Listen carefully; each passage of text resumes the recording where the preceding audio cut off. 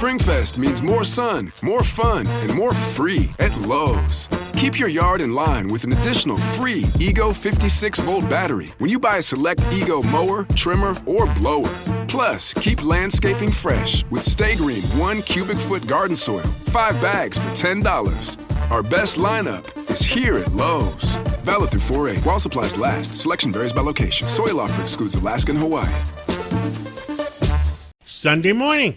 And with us this morning is John Solomon of justinnews.com, and he's got some breaking news.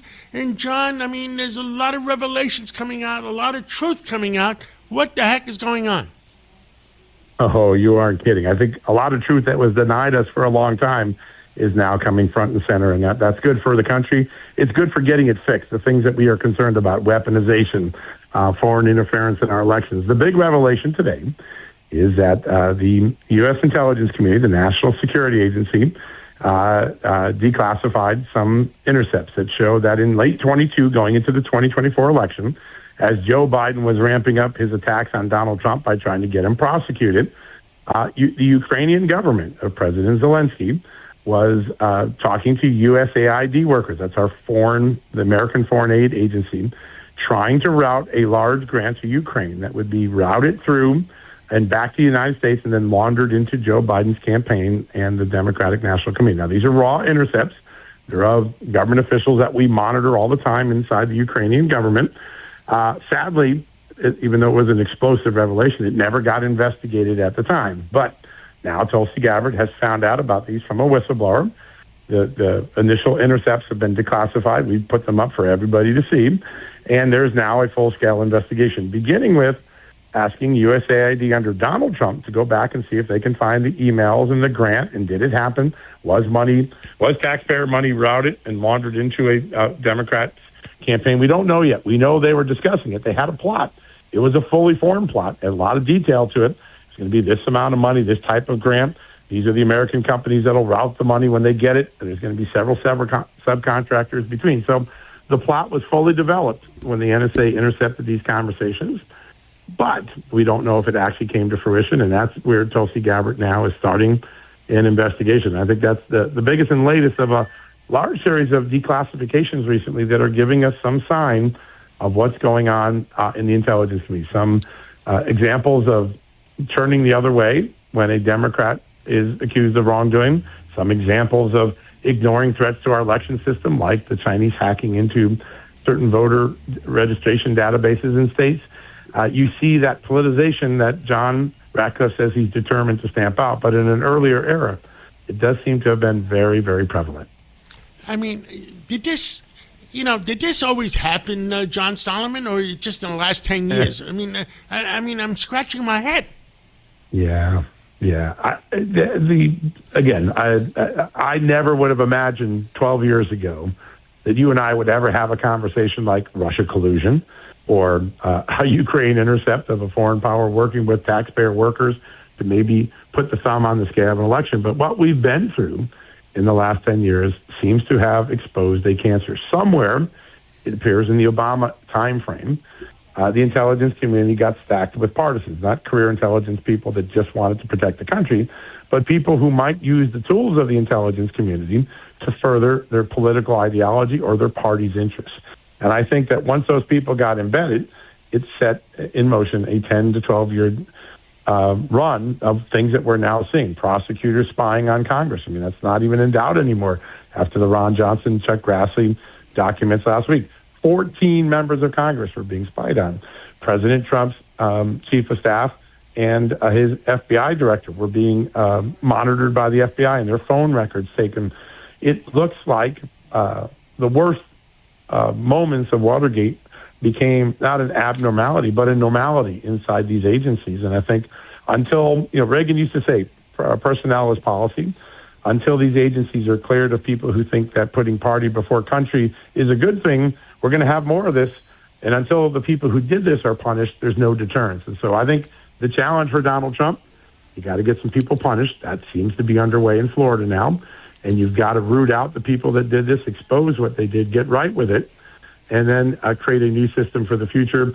Getting right, this week, something very important happened. The U.S. government settled with retired General Mike Flynn gave him $1.25 million and acknowledged that when he was pursued under Russia collusion, it was a political prosecution, not a criminal prosecution.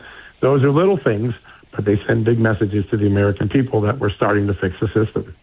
Well, I mean, I just can't believe it. Now, in California, were you involved in that scandal that's going on with the votes, 600,000 votes or something?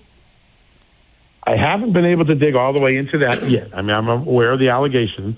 We haven't looked at that. I'm working on another California story that I think will be big in the next 10 days, where a foreign power may have been directly working with a California significant political figure, someone who's very prominent and very influential in the world. And so when we get to the bottom of that, we see it. California is a gold mine of opportunity for accountability. We know there's a lot of welfare fraud. We know there's a lot of entitlement fraud. We know there's concerns about the way they do their elections. We know that they're concerned that their voter rolls are dirty. That's why Harmeet Dillon is fighting to get access to it and clean it up. So I think California is going to be the land of gold when it comes to a discussion about accountability. The specific election allegations out there, I have not been able to get a deep enough dive yet to make an assessment whether they're true or not, but definitely aware of them.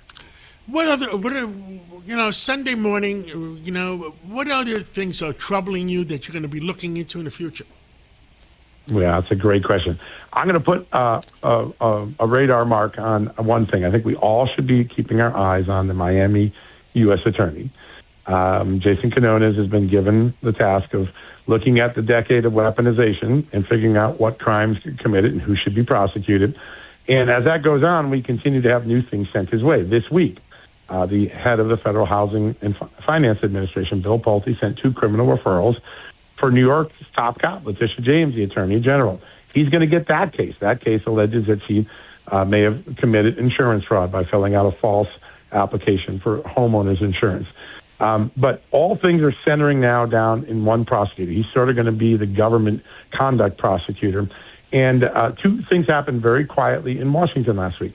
The House transmitted a whole bunch of evidence about John Brennan, the former CIA director, and the Senate was asked and agreed, they just haven't done it yet, transmitted their evidence. That is a clear sign that the Miami U.S. Attorney's Office is investigating him on the 2 counts that Jim Jordan referred him for, which is lying to Congress and obstructing a congressional investigation. If John Brennan were to be the first significant indictment of the weaponization investigation, it would have a really profound effect. All signs are indicating that a decision on whether to prosecute him is just a few short weeks away.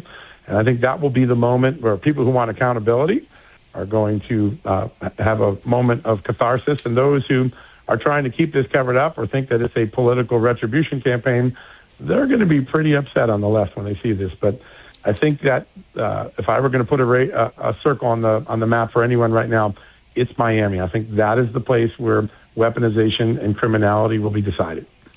Well, John Solomon, thank you so much for everything you do, and we got to get down to the truth of it and just have equal justice for all. That's what we all stand for, and that's what America stands for. And thank you so much for what you're doing. We'll catch up again real soon. We will, John. Thanks so much. On behalf of my family, I grew up in New York. What you've done for WABC is just amazing. My whole family, hundreds of miles around New York City, listen every day now. You're what you've done for media and for truth is an amazing accomplishment. So on behalf of my whole New York side of the family, thank you. Thank you so much, and we'll catch up again. Thank you. Sounds good, sir. It's tax season, and at LifeLock, we know you're tired of numbers. But here's a big one you need to hear. Billions. That's the amount of money in refunds the IRS has flagged for possible identity fraud. Now here's another big number, 100 million. That's how many data points LifeLock monitors every second. If your identity is stolen, we'll fix it guaranteed. One last big number, save up to 40% your first year. Visit LifeLock.com/podcast for the threats you can't control. Terms apply.